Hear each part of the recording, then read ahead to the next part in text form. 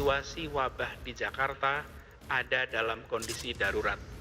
Maka tidak ada banyak pilihan bagi Jakarta kecuali untuk menarik rem darurat sesegera mungkin.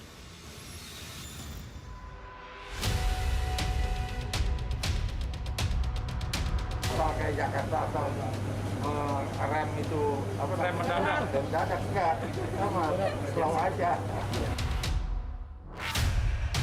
Pergubnya Pak Gubernur Banten kan kita ngacunya ke Pergub Banten, nggak mungkin ke DKI. Masing-masing daerah berbeda. Kalau kita ngikut nanti kita copy paste. Saya menyarankan ke Gubernur Jakarta agar mengkonsultasikan lebih mendalam ke pemerintah pusat karena setiap kebijakan di Jakarta tentu berhubungan dengan dampak di level nasional.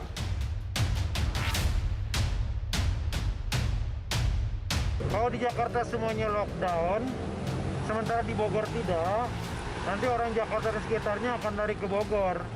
Ya, baik untuk wisata, makan, jalan, pertemuan, dan lain-lain.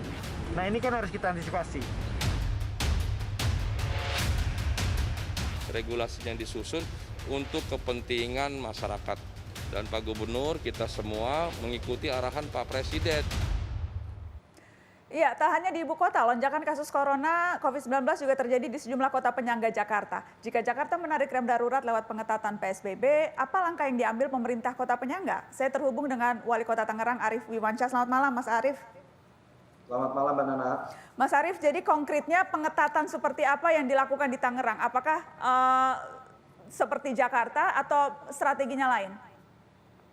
Iya, jadi kita dari awal terus melaksanakan pembatasan sosial berskala besar, ya. Cuma memang dengan pelonggaran-pelonggaran. Tapi sejak Agustus, seiring dengan peningkatan kasus, kita sudah mulai melakukan pengetatan kembali, terutama di titik area kerumunan-kerumunan. Jadi sekarang ada beberapa titik keramaian yang kita batasi jamnya. Terus juga kemarin kita melakukan pemetaan kepada sejumlah pusat-pusat pertokoan. Sejauh mana keramaiannya, kita scaling sehingga yang ramai kita batasin. Karena kita tahu bahwa sebenarnya pandemi COVID ini kan penyakit kerumunan begitu ya.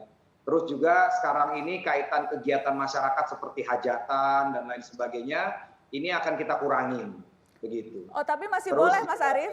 Masih boleh hajatan?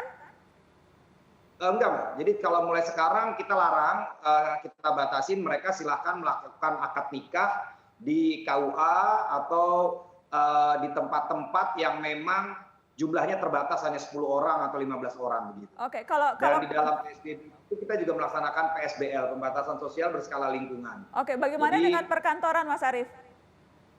Iya, kalau perkantoran di Kota Tangerang hampir sama dengan DKI gitu ya. Mereka kita dorong untuk membuat gugus tugas dan mereka memastikan sekarang ini saya membuat edaran agar pegawai-pegawai yang perkantoran tidak makan di tempat makan begitu. Jadi kita sarankan mereka order di rumah di tempat makan, tapi makannya di tempat kerjanya masing-masing. Karena kita belajar ada salah satu klaster industri di Kota Tangerang, itu mereka terpapar ya di tempat makan begitu. Mereka terpapar di tempat makan, akhirnya menularkan cukup banyak. Oke, Mas Jadi, Arief, tapi dari evaluasi Anda dan teman-teman jajaran Pemkot memang merasa sudah cukup ketat yang dilakukan Tangerang untuk mengantisipasi lonjakan kasus COVID ini, sudah merasa cukup, Mas, berbagai aturan itu?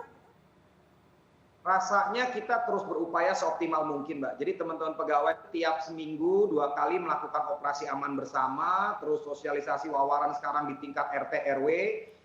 Jadi kalau kita pelajari kasus ini dari awal Maret sampai sekarang, terjadinya kasus ini kebanyakan karena bukannya protokol tidak dilaksanakan, tapi protokol kesehatan tidak dilaksanakan dengan benar. Oke. Gitu. Contoh beberapa tempat cuci tangan hanya asal aja pakai sabun seadanya. Terus ada pabrik yang packaging mereka ganti APD, tapi ganti APD yang harusnya satu ruangan hanya diisi 10, dia isi 30 karena dia bilang, Pak, sebelumnya 50 orang ganti baju berbarengan. Begitu. Saya bilang ya maksimal hanya bisa 10. Nah, itulah yang artinya ternyata celah-celah ini yang sekarang kita coba perbaiki supaya masyarakat bisa terkurangi terpapar COVID-19. Saya ingin ke Pak Pandu. Pak Pandu, bagaimana seharusnya menurut Anda kebijakan yang diambil oleh kota-kota penyangga? Karena kan sebetulnya ini satu epicentrum nih, Jakarta, Jabodetabek. Pak Pandu. Ya, jadi Jabodetabek itu satu kesatuan wilayah yang tidak terpisahkan.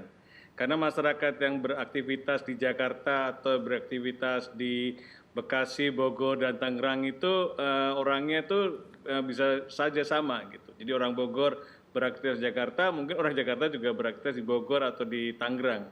Jadi mau tidak mau ini menjadi satu kesatuan di mana masyarakat kalau ada pembatasan sosial harusnya sama iramanya.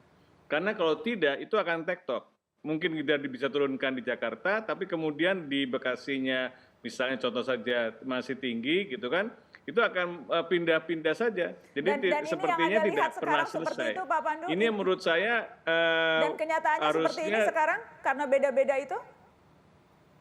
Iya, kelihatannya kan tidak harmonis kan. Masih ada masalah yang perlu disinergikan. Karena kalau tidak, kita lihat nih, sekarang di Bekasi saja sudah juga cukup penuh. Bogor rumah sakit juga penuh. Jadi tidak mungkin hanya Jakarta saja yang rumah sakitnya penuh. Jadi sekitar Depok saja sudah penuh. Seperti teman sejawat saya dari UI yang kena COVID, yang harus dirawat di ICU, penuh rumah sakit UI dan sebagainya. Harus pindah ke Jakarta. Jadi demikian sebenarnya ini masalah bersama yang harus kalau ada pembatasan sosial di Jakarta itu harusnya juga serempak, tapi bukan pembatasan sosialnya yang disinergikan. Responnya harus sama. Jadi responnya itu harus terkoordinasi. Saya tidak tahu siapa yang bisa mengkoordinasi, tapi dengan kerendahan hati, mohon para pimpinan kepala daerah Bogor, Jabodetabek, walaupun gubernurnya beda, ya kan, supaya bisalah bersinergi untuk supaya bisa menekan penularan secara bersama-sama. Baik, kita harus break. Terima kasih Pak Wali Kota Tangerang sudah bergabung di Mata Najwa. Kami akan kembali sesaat lagi.